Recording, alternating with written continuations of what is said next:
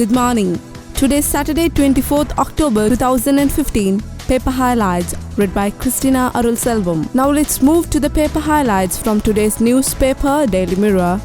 Daily Mirror's main headline says, Vimal arrested, gets bail, nabbed by CID while attempting to travel with purportedly lost passport. National Freedom Front leader MP Vimal Veeravansa, who arrived at the Bandaranaike International Airport in Katunayake yesterday morning to travel abroad using a passport said to have been previously lost, was arrested by the CID and produced before the Negombo Magistrate Court. He was released on a cash of bail rupees 10,000 and two surety bails of rupees 1 million each. Another news highlight from Daily Mirror: government will always abide by the Constitution.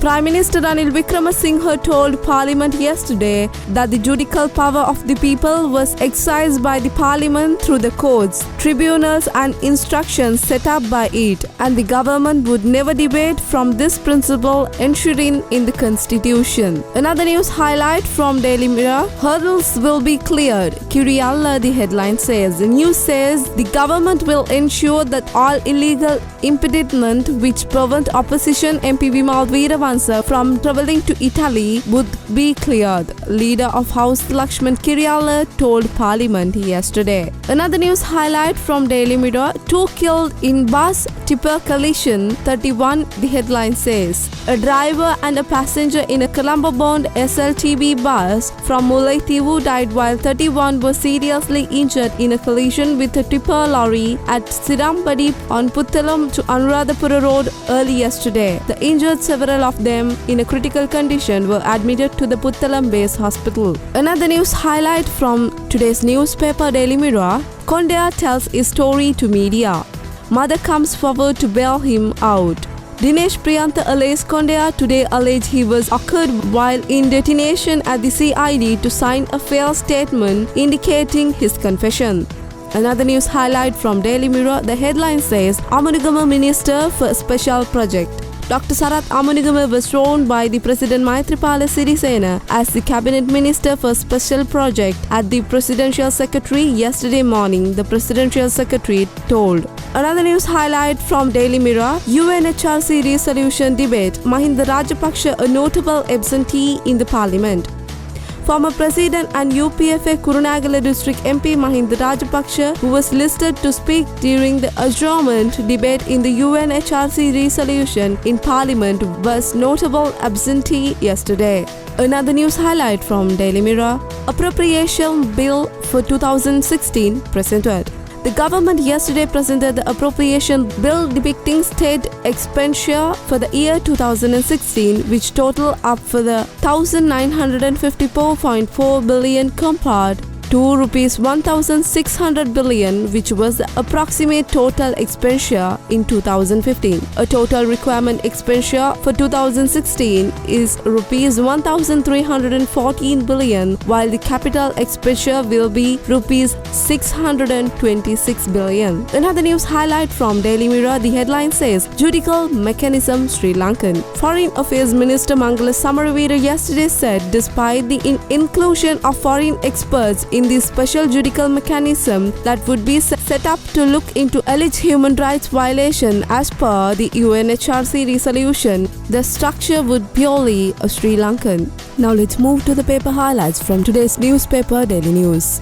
Baby elephant found in the temple premises, CID conduct for the investigation. The CID yesterday informed court that its detectives were conducting further investigation into the incident where a 2.5-year-old elephant calf was found inside the Venerable Uduwe Dhammaloka Thera's Elan Mithiniya Rama Temple in Polhengoda. Filing a further report before the Colombo Additional Magistrate Nishantha Piris, CID sources that they have already recorded a statement from Venerable Dhammaloka Thera in this regard.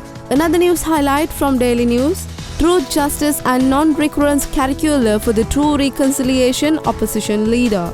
The true justice, reparation and non-recurrence are the crucial words in the process in achieving true reconciliation, opposition leader R. Sambandhan said in Parliament yesterday. Participating in the argument debate, he welcomed in the initiative the all-party meeting chaired by the President. All party leaders and representatives who met at the Presidential Secretariat on Thursday accepted that there must be speedy solution addressed in the national question, he said. Another news highlight from Daily News: SC calls for Cabinet memorandum on Uma Oya. The Cabinet has taken a decision to provide certain relief to the people affected by the Uma Oya multi-purpose project, Attorney General informed the Supreme Court yesterday. Deputy Solicitor General Parinder Ranasinghe, appearing to the Attorney General, informed the Supreme Court that the Cabinet of Ministers has taken a decision. Another news highlight from Daily News: Lankan expat worker returns. Tilaka Chandralatha, the Sri Lankan expatriate worker in Kuwait who was allegedly beaten and tortured by the other Sri Lankan workers at the job agency in Kuwait,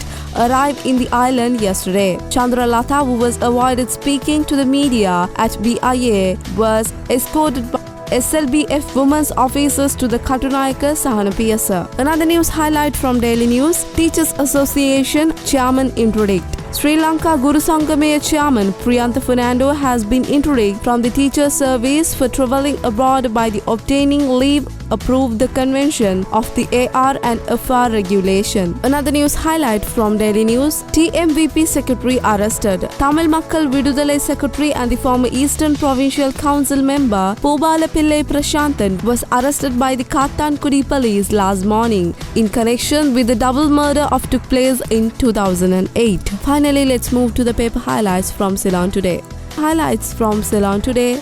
The headline says: MR skips debate on UNHRC report. Parliament sources revealed yesterday that Times was allowed for former President Mahinda Rajapaksa to speak in the debate on the UNHRC report on allegation human rights violation during the later stage of last war. Another news highlight from Ceylon Today: second avant-garde ship report due in 2 weeks. The report of 3 members committee appointed by the Ministry of Defence to investigate second avant-garde ship report due to in 2 weeks. Another news highlight from Ceylon Today: LTTE linked to the Kadurgamar killings, says Ranil. Prime Minister Ranil Wickremesinghe said in Parliament yesterday that there may have been connection between the slaying of former External Affairs Minister Lakshman Kadurgamar and the Lankan government playing the LTTE several months later to win the presidential election. Participating in yesterday's argument debate on the UNHRC report on alleged human rights violation during the later stage of the war. Another news highlight from Ceylon Today: the headline says 10% of three-wheeler drivers narcotic couriers. Chairman of Dangerous Drugs Control Board Dr. Chamira Nilanga Samarasinghe said the study conducted on 3,500 three-wheelers have revealed that about 10% of drivers were drug couriers. The National Drug Control Board has submitted a proposal to the President to bring in a law limiting of issues of three-wheeler license only persons over 25 years of age. Today we brought you the paper highlights from today's newspaper. We will bring you more news tomorrow. Thank you.